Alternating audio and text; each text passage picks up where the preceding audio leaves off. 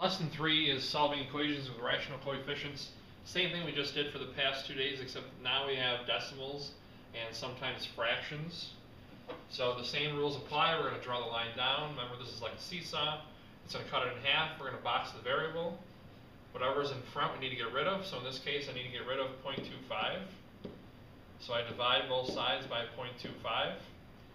So these cancel. 16 divided by 0.25 is really 16 divided by 1/4, which is 64. To check that, 16 equals 0.25 times 64. And you'll notice that if you do that in your calculator, 16 and 16 is true. So 64 would be the answer. Number 2, line down, box the variable, divide by what's in front. So 0.8. When I do that, when I divide 6.4 by 0.8, I get 8 for the answer. To check that, 6.4 equals 0.8 times 8, and you'll notice 6.4 equals 6.4 is the answer. Number 3, line down, box the variable, divide by negative 2.8. Remember, we're going to do the same rules as with integers. So I'm dividing by a negative. When I do that, I have a positive divided by a negative. That's going to give me a negative answer, and it's 1.5. To check that, negative 2.8 times negative 1.5 is 4.2, and you'll notice when you use your calculator that that is true.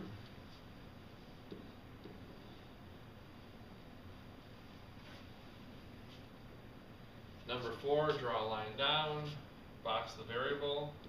I'm going to divide by negative 4.7, and my answer is going to be, negative on both sides, so it's a negative. 10.81 divided by negative 4.7, so I'm going to move the decimal over once. Divide by 47, that's twice. And that should be over one spot actually. So twice is 94. I subtract. Now this you can use your calculator for. I'm just kind of showing you the work, how we go through this. That's 3 times, and that's 141, so 2.3. So I get negative 2.3. When I check that, negative 4.7 times negative 2.3 is 10.81, and that is true. Box this. Number 5, we briefly talked about fractions. I want to multiply by the inverse, or the reciprocal, sorry, not the inverse, the reciprocal of that fraction, which is 4 over 3. And when I do that, it's going to give me a 1 whole over here. That's what I want. And I can reduce up and down and diagonal to make it a little easier. So I get 4/5 is my answer. And when I check that, 3/4 times 4/5 is 12/20. If I multiply across, 3 times 4 is 12, 4 times 5 is 20, so that is true. 12/20 equals 12/20. Number 6, line down, box the variable, multiply by the reciprocal, which is negative 9 over 7 on both sides. So D equals negative 45 over 7. I'm going to leave it like that for now. It's going to be a little easier to check if it's an improper fraction. Negative 7 over 9 times negative 45 over 7. I can reduce up and down and diagonal, so the 7's cancel. The 9 is a 1, the 45 is a 5. I have a negative times a negative, which is a positive 5, so that's true, that works.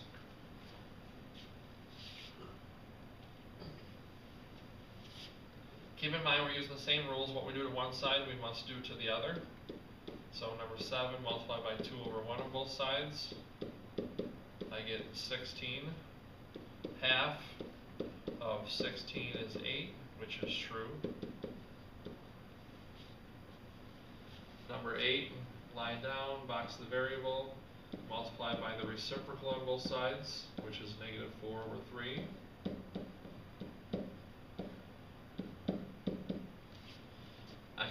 reduce the 3 and the 9. So that gives me negative 12. So negative 3/4 times negative 12. I'll put this over 1 to make it a little easier to work with. These reduce, a 1 and a 3. Multiply across, negative 3 times negative 3 is positive 9, so that is still true. We're missing a variable in here, we're going to put an x in there. So I'm going to multiply it by the reciprocal again, which is negative 8/7. Keep in mind your calculator has that fraction button you can use. I'm going to reduce, this is a 1 and a 3, a 1 and an 8, so I have negative 3/8. I'm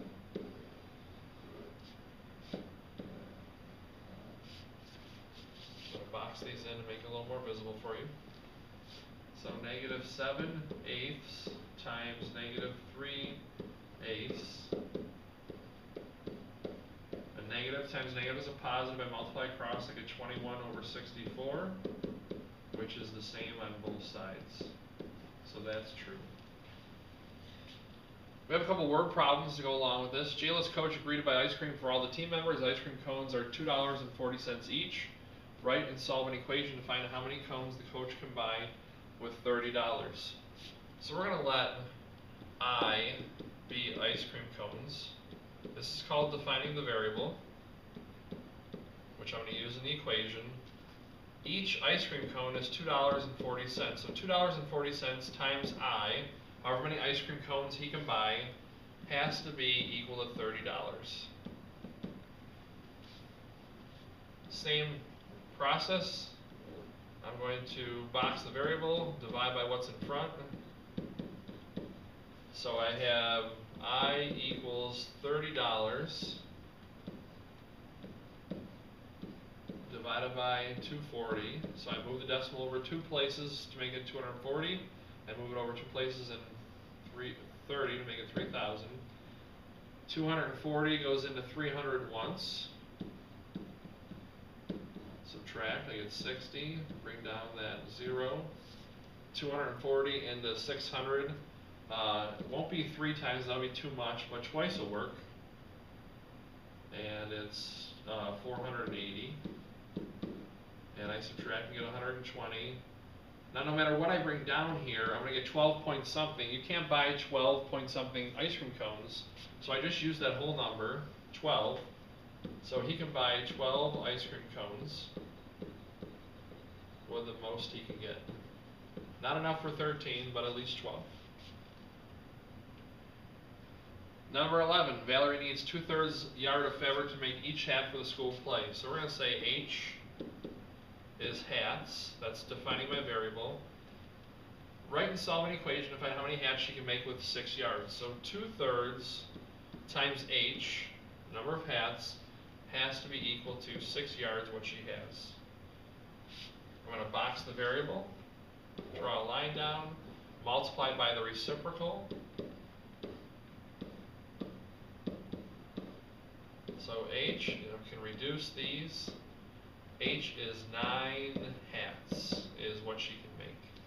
So remember, the same rules apply. We're still, make sure we deal with positives and negatives appropriately, and we use the same rules.